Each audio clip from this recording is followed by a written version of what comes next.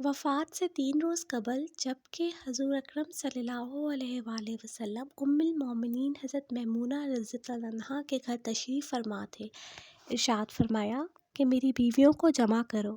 تمام ازواج مطہرات جمع ہو گئیں تو حضور اکرم صلی اللہ علیہ وآلہ وسلم نے دریافت فرمایا، کیا تم سب مجھے اجازت دیتی ہو کہ بیماری کے دن میں عائشہ کے ہاں گزار لوں؟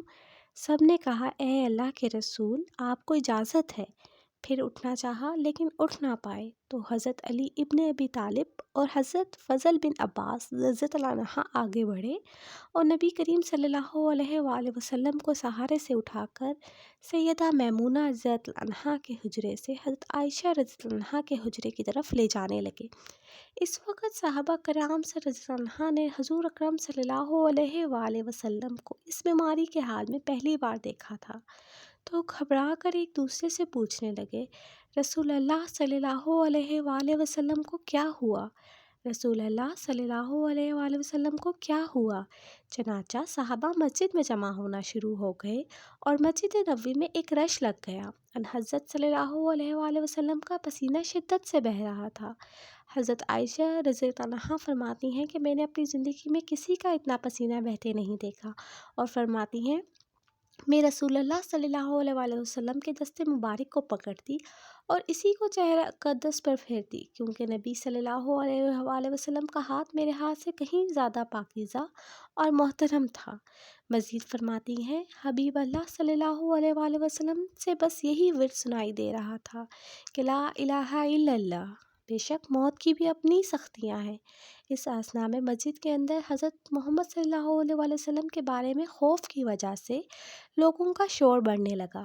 نبی کریم صلی اللہ علیہ وآلہ وسلم نے دریافت فرمایا کہ یہ کیسی آوازیں ہیں؟ عرض کیا گیا کہ اے رسول اللہ، لوگ آپ کی حالت سے خوف زدہ ہیں۔ ارشاد فرمایا کہ مجھے ان کے پاس لے چلو۔ پھر اٹھنے کا ارادہ فرمایا لیکن اٹھ نہ سکے، تو آپ صلی اللہ علیہ وآلہ وسلم پر 7 مشکیزیں پانی کے بہائے گئے۔ تب کہیں جا کر کچھ افاقہ ہوا تو سہارے سے اٹھا کر منبر پر لایا گیا۔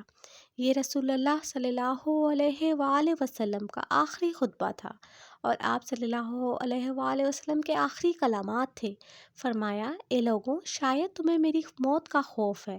سب نے کہا، جی ہاں اے اللہ کے رسول۔ ارشاد فرمایا، اے لوگوں، تم سے میری ملاقات کی جگہ دنیا نہیں، تم سے میری ملاقات کی جگہ حوض کوثر ہے۔ اللہ کی قسم، گویا کہ میں یہیں سے اس کو دیکھ رہا ہوں۔ اے لوگوں، مجھے تم پر تنگ دستی کا خوف نہیں، بلکہ مجھے تم پر دنیا کا خوف ہے کہ تم اس معاملے میں ایک دوسرے سے مقابلے میں لگ جاؤ گے، جیسا کہ تم سے پہلے والے لگ گئے، اور یہ تمہیں بھی ہلاک کر دے گی جیسا کہ انہیں ہلاک کر دیا۔ پھر مزید فرمایا، اے لوگوں، نماز کے معاملے میں اللہ سے ڈرو، اللہ سے ڈرو، نماز کے معاملے میں اللہ سے ڈرو، اور یہی بات دہراتے رہے۔ پھر فرمایا، اے لوگوں، عورتوں کے معاملے میں اللہ سے ڈرو، عورتوں کے معاملے میں اللہ سے ڈرو، میں تمہیں عورتوں سے نیک سلوک کی وصیت کرتا ہوں۔ مزید فرمایا، اے لوگوں، ایک بندے کو اللہ نے اختیار دیا کہ دنیا کو چن لے یا اسے چن لے جو اللہ کے پاس ہے، تو اس نے اسے پسند کیا جو اللہ کے پاس ہے۔ اس جملے سے حضور اکرم صلی اللہ علیہ وآلہ وسلم کا مقصد کوئی نہ سمجھا، حالانکہ ان کی اپنی ذات مراد تھی، جبکہ حضرت ابو بکر صدیق رضی اللہ عنہ وہ تنہا شخص تھے جو اس جملے کو سمجھے اور زار و قطار رونے لگے اور بلند آواز سے گریہ کرتے ہوئے اٹھ کھڑے ہوئے اور نبی کریم صلی اللہ علیہ وآلہ وسلم کی بات قطع کر کے پکارنے لگے، ہمارے باپ دادا آپ پر قربان، ہماری مائیں آپ پر قربان، ہمارے بچے آپ پر قربان، ہماری مال و دولت آپ پر قربان۔ روتے جاتے ہیں اور یہی الفاظ کہتے جاتے ہیں۔ صحابہ کرام رضی اللہ عنہ ناگواری سے حضرت ابو بکر صدیق کی طرف دیکھنے لگے کہ انہوں نے نبی کریم صلی اللہ علیہ وسلم کی بات کیسے قطع کر دی۔ اس پر نبی کریم صلی اللہ علیہ وسلم نے حضرت ابو بکر رضی اللہ عنہ کا دفاع ان الفاظ میں فرمایا، اے لوگوں، ابو بکر کو چھوڑ دو کہ میں تم میں سے ایسا کوئی نہیں جس نے ہمارے ساتھ کوئی بھلائی کی ہو اور ہم نے اس کا بدلہ نہ دیا ہو سوائے ابو بکر کے۔ اس کا بدلہ میں نہیں دے سکا، اس کا بدلہ میں نے اللہ جل شانہ پر چھوڑ دیا۔ مسجد میں کھلنے والے تمام دروازے بند کر دیے جائیں سوائے ابو بکر کے دروازے کے، کہ جو کبھی بند نہ ہوگا۔ آخر میں اپنی وفات سے قبل مسلمانوں کے لیے آخری دعا کے طور پر ارشاد فرمایا، اللہ تمہیں ٹھکانہ دے، تمہاری حفاظت کرے۔ تمہاری مدد کرے، تمہاری تائید کرے۔ اور آخری بات جو منبر سے اترنے سے پہلے امت کو مخاطب کر کے ارشاد فرمائی وہ یہ کہ اے لوگوں، قیامت تک آنے والے میرے ہر ایک امتی کو میرا سلام پہنچا دینا۔ سبحان اللہ۔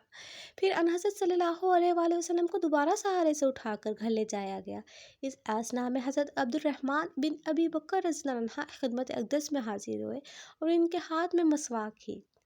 نبی کریم صلی اللہ علیہ وسلم مسواک کو دیکھنے لگے لیکن شدت مرض کی وجہ سے طلب نہ کر پائے۔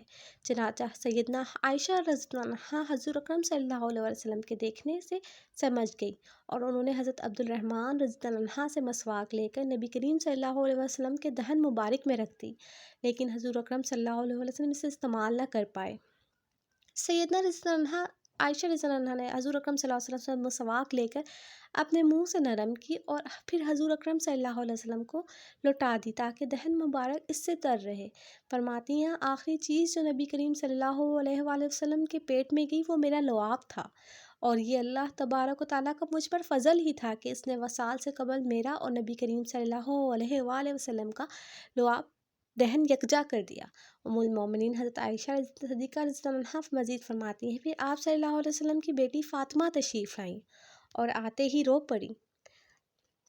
نبی کریم صلی اللہ علیہ وآلہ وسلم اٹھ نہ سکے کیونکہ نبی کریم صلی اللہ علیہ وآلہ وسلم کا معمول تھا جب بھی فاطمہ رضی اللہ عنہا تشریف لاتی حضور اکرم صلی اللہ علیہ وسلم ان کے ماتھے پر بوسہ دیتے۔ حضور اکرم صلی اللہ علیہ وسلم نے فرمایا اے فاطمہ میرے قریب آ جاؤ۔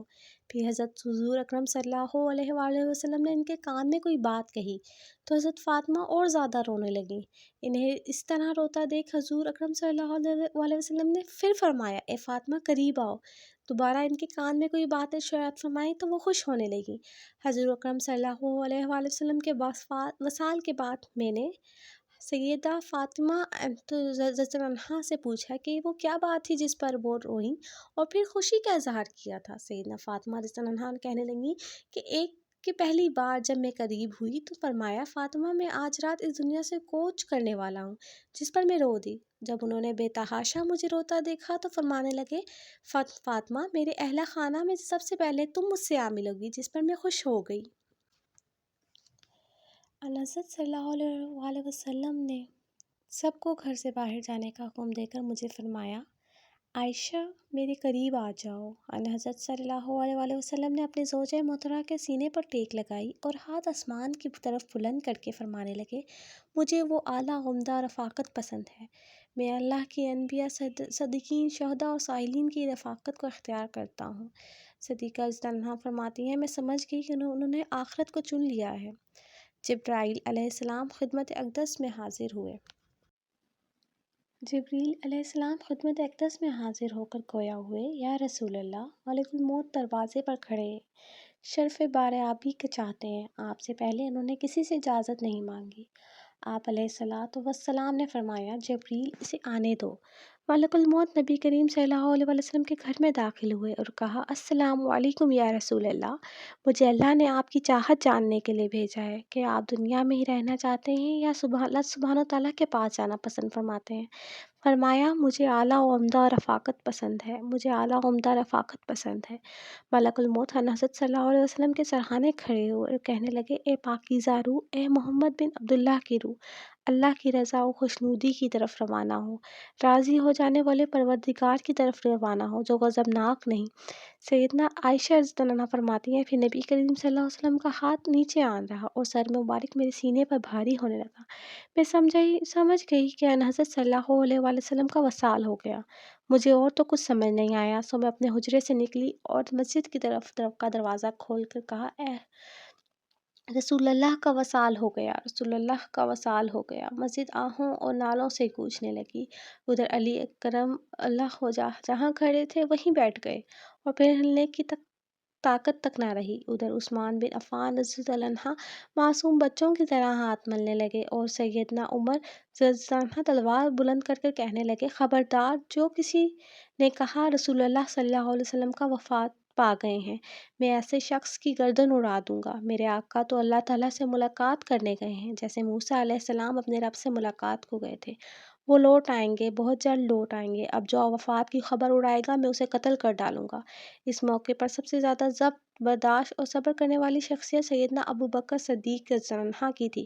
آپ حجرہ نبوی میں داخل ہوئے، رحمت دو عالم صلی اللہ علیہ وسلم کا سینہ مبارک پر سر رکھ کر رو دیے، کہہ رہے تھے وخالیہ واصفیہ واجبیہ وانبیاء، ہائے میرے پیارے دوست، ہائے میرے مخلص ساتھی، ہائے میرے محبوب، ہائے میرے نبی۔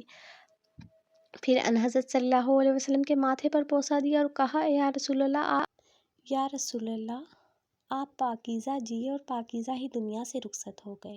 سیدنا ابوبکر رضی اللہ عنہ باہر آئے اور خطبہ دیا، جو شخص محمد صلی اللہ علیہ وآلہ وسلم کی عبادت کرتا ہے سن رکھے ان حضرت صلی اللہ علیہ وآلہ وسلم کا وصال ہو گیا، اور جو اللہ کی عبادت کرتا ہے وہ جان لے کہ اللہ تعالیٰ کی شان ہمیشہ زندگی والی ہے جسے موت نہیں۔ سیدنا عمر رضی اللہ عنہ کے ہاتھ سے تلوار گر گئی۔ عمر رضی اللہ عنہ فرماتے ہیں پھر میں کوئی تنہائی کی جگہ تلاش کرنے لگا جہاں اکیلے بیٹھ کر رہوں۔ ان حضرت صلی اللہ علیہ وسلم کی تدفین کر دی گئی۔ سیدہ فاطمہ رضی اللہ عنہ فرماتی ہیں تم نے کیسے گوارا کر لیا کہ نبی صلی اللہ علیہ وآلہ وسلم کے چہرہ انور پر مٹی ڈالو؟ پھر کہنے لگیں ہائے میرے پیارے بابا جان کے اپنے رب کے بلاوے پر چل دیے، ہائے میرے پیارے بابا جان کے جنت الفردوس میں اپنے ٹھکانے کو پہنچ گئے، ہائے میرے بابا جان کے ہم جبریل کو ان کے آنے کی خبر دیتے ہیں۔ اللہم صلی علی محمد وعلی آل محمد کما صلیت علی ابراہیم وعلی آل ابراہیم انک حمید مجید۔